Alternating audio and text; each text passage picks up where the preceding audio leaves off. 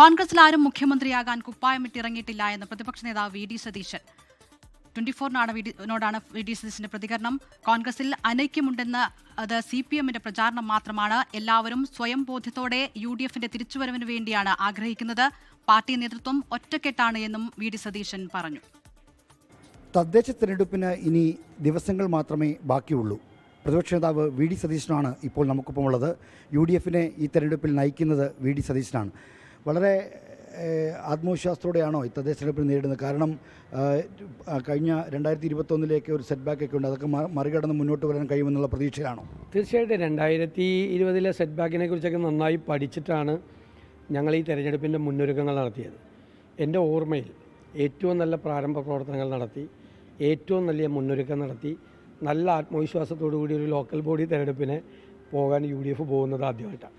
പിന്നെ team UDF ആയിട്ട് വലിയ ആത്മവിശ്വാസത്തോടു കൂടി എല്ലാവരും വർക്ക് ചെയ്യുന്നു.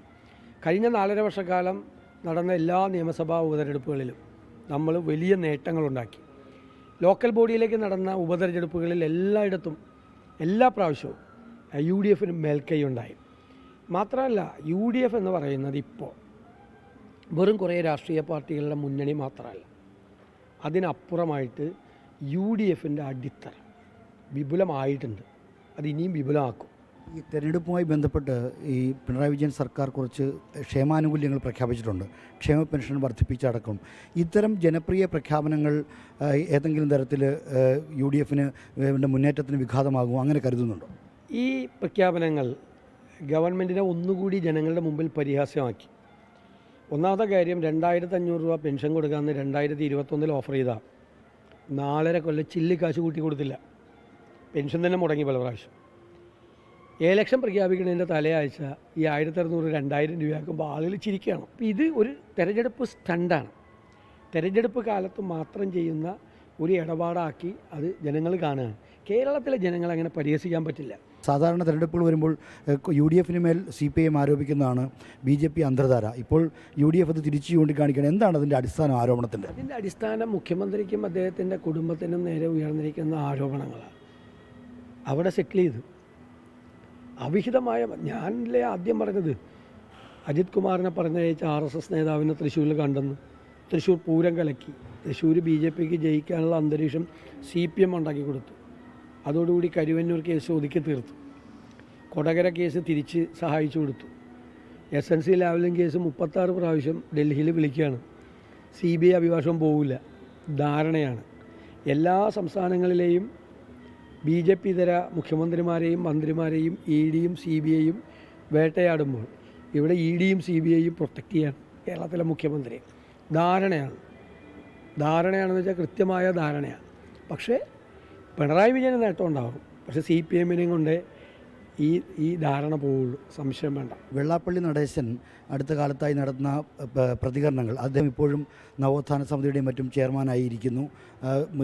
അത്തരം ഈ കാര്യങ്ങൾ കൂടി UDF അതിനെ നിരീക്ഷിക്കുന്നുണ്ടോ? അതിനോടുള്ള വിമർശനം എന്താണ്? ഞങ്ങളതൊക്കെ ശ്രദ്ധിക്കുന്നുണ്ട്. അദ്ദേഹം പ്രഖ്യാപിച്ചൊരു പാർട്ടി ഉണ്ടല്ലോ, ആ പാർട്ടി NDAയിലാണ്. അതിന് CPMനൊരു കുഴപ്പമില്ല. NDAയിലാണ്, ഇന്ത്യയുടെ ഘടകകക്ഷിയാണ് VDJS. അദ്ദേഹം പ്രഖ്യാപിച്ച പാർട്ടിയാണത് ആണ്. അപ്പോൾ നമുക്ക് അദ്ദേഹത്തോട്, അദ്ദേഹം സമുദായ സംഘടനാ നേതാവെന്ന നിലയിൽ ഞങ്ങൾക്ക് അഭിപ്രായ വ്യത്യാസമൊന്നുമില്ല. പക്ഷേ വർഗീയ ചൊവ കലർന്ന വർത്തമാനം അദ്ദേഹത്തെ കൊണ്ട് CPM പറയിപ്പിക്കുകയാണ്. കേരളത്തിൽ BJPയുടെ അജണ്ട എന്താ? കേരളത്തിൽ വർഗീയത, ഹെയ്റ്റ് ക്യാമ്പയിൻ, വിദ്വേഷ ക്യാമ്പയിൻ നടത്തുക. ആ BJPയുടെ അജണ്ട തന്നെ CPM അദ്ദേഹത്തെ പോലുള്ള ആളുകളിലൂടെ ചെയ്തുകൊണ്ടിരിക്കുകയാണ്. അതാണ് നടക്കുന്നത്. ജനങ്ങൾ സർക്കാരിനെ താഴെ ഇറക്കാൻ തയ്യാറാണ്. എന്നാൽ കോൺഗ്രസിലൊരു ഒരുമ പ്രകടമാകുന്നില്ല. മുഖ്യമന്ത്രി സ്ഥാനത്തേക്ക് പലർ, അല്ലെങ്കിൽ അത്തരം ചില വിമർശനങ്ങളും ആക്ഷേപങ്ങളും ഒക്കെ വരുന്നത്, അത് എത്രമാത്രം യാഥാർത്ഥ്യമാണ്? അതിനോട് എന്താണ്? അതൊരു പരിധിവരെ CPMൻ്റെ ഒരു പൊളിറ്റിക്കൽ നറേറ്റീവാണ്. ഞങ്ങളെക്കുറിച്ച് ഒന്നും പറയാനില്ലാത്തതുകൊണ്ട്. ഞങ്ങൾക്ക് മുഖ്യമന്ത്രിയാകാൻ യോഗ്യതയുള്ള ഒരുപാട് ആളുകളുണ്ട്. ഒരാളും കോൺഗ്രസിൻ്റെ അകത്ത് മുഖ്യമന്ത്രി കുപ്പായിട്ട് ഇറങ്ങിയിട്ടില്ല.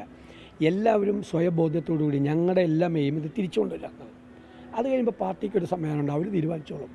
അതിനുവേണ്ടി കരിച്ചു കീറുകയോ തമ്മിൽ വഴക്കിടുകയോ ഒന്നും ചെയ്യില്ല. കോൺഗ്രസിൽ ഞങ്ങളെല്ലാ ദിവസവും എല്ലാ നേതാക്കന്മാരും പരസ്പരം ബന്ധപ്പെട്ടുകൊണ്ടിരിക്കുന്ന, ആഴ്ചയിലൊരു ദിവസം ഞങ്ങൾ ഒരുമിച്ചിരിക്കും. ഞങ്ങൾ ഒരുമിച്ചിരുന്നാണ് തീരുമാനം. നല്ലൊരു കളക്റ്റീവ് ലീഡർഷിപ്പ് കോൺഗ്രസിൻ്റെ അകത്തുണ്ട്. തെറ്റായ പ്രചരണം ഒരു തരത്തിലും ഒരു വിധത്തിലുള്ളതുണ്ടാവില്ല. ഒരു തരത്തിലും.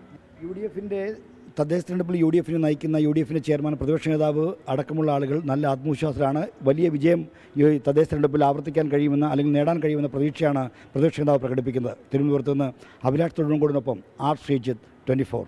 ലോകത്തെവിടെയായാലും ഏത് സമയത്തും 24 വാർത്തകളും ഓഗ്മെന്റഡ് റിയാലിറ്റി പാക്കേജുകളും എക്സ്പ്ലെയിനറുകളും വിശദമായി കാണാൻ ഞങ്ങളുടെ യൂട്യൂബ് ചാനൽ നിങ്ങൾക്ക് സബ്സ്ക്രൈബ് ചെയ്യാം.